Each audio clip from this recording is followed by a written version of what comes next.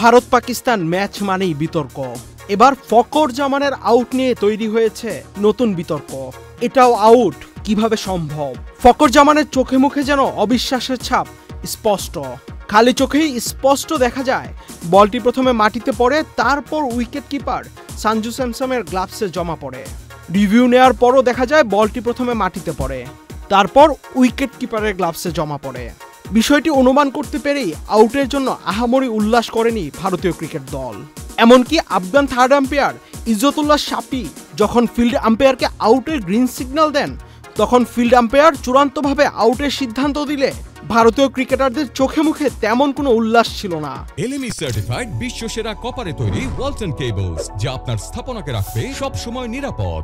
বিশেষ করে wicket keeper Sanju Samson নিজেও হয়তো এমন সিদ্ধান্তে হতাশ হয়েছেন। ভারত উইকেট পাওয়ার পর স্যামসনের চোখে মুখে হাসির লেশ মাত্র ছিল না। সোশ্যাল মিডিয়ায় বিশ্ব ক্রিকেটের ভক্তরা প্রায়শই বলে থাকে, ভারতের সঙ্গে খেলা মানেই প্রতিপক্ষ দলকে ধরে নিতে হয়। মাঠে 11 জন থাকলেও আম্পায়াররা ভারতকে সন্তুষ্ট করার এজেন্ডা নিয়েই মাঠে আসেন। তার মূল কারণ ক্রিকেটে পরাশক্তি দল ভারত। ভারতীয়রাই আন্তর্জাতিক ক্রিকেটের হর্তাকর্তা, সকল সিদ্ধান্ত তারাই নিয়ে থাকেন।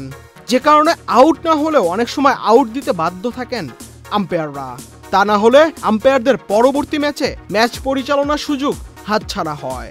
এই কারণেই ভারতকে খুশি করতে আম্পায়াররা অনেক সময় এমন সিদ্ধান্ত দিয়ে থাকেন বলে মনে করে ক্রিকেট ভক্তরা। আহমেদ শাফি, চ্যানেল আই।